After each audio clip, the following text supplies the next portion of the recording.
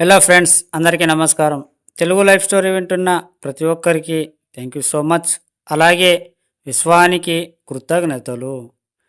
నిజ జీవితంలో మీరు ఉండే పరిస్థితులు మిమ్మల్ని చాలా ఇబ్బందులకు గుర్తు చేస్తున్నాయి అంటే వాటన్నిటినీ కారణం మీరే అని తెలుసుకోండి.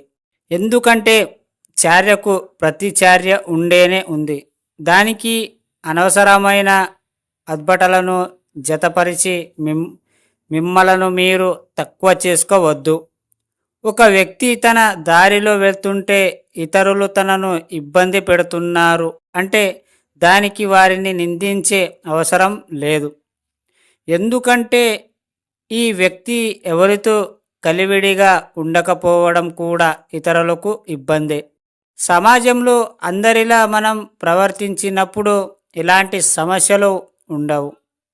మీకు క్లాసులో నేర్చుకున్నవి మీ ఇంట్లో ఇతరులకు ఇబ్బంది కలిగించేలా చేయకుండా మీకు వారికి సరిపడే విధంగా చేయడం మేలు.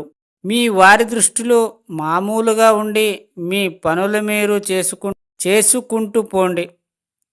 వారి దృష్టిలో మళ్ళీ ఇది ఏదో కొత్త వేషం తీసుకొచ్చాడు అనే విధంగా కాకుండా మామూలుగానే ఉంటూ మెల్లిగా సబ్ కాన్షియస్ మైండ్ని కొత్తగా సజెషన్ని ఇవ్వండి. మెల్లిమెల్లిగా వారందరూ మీకు అనుకూలంగా మారే అవకాశం ఉంది.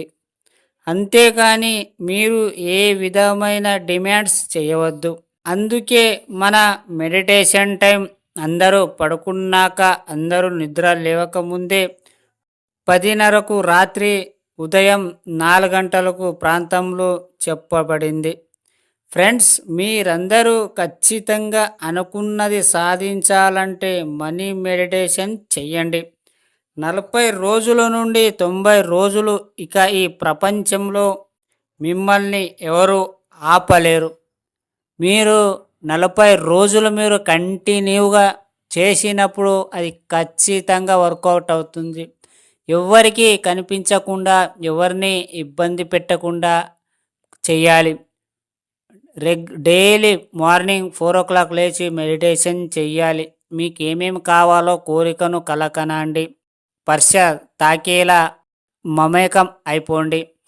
అలాగే రాత్రి పడుకునే ముందు 10:30కు మీరు మనీ మెడిటేషన్ చేయండి. మళ్ళీ మీకు ఏమేమి కావాలో అన్ని కోరికలని మళ్ళీ ఒకసారి గుర్తు చేసుకోండి.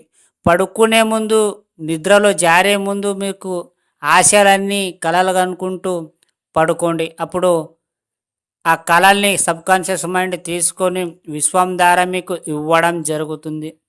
అర్థమైందా ఫ్రెండ్స్? స్టోరీ విన్న ప్రతి ఒక్కరికి థ్యాంక్ యూ సో మచ్. అలాగే విశ్వానికి కృతజ్ఞతలు.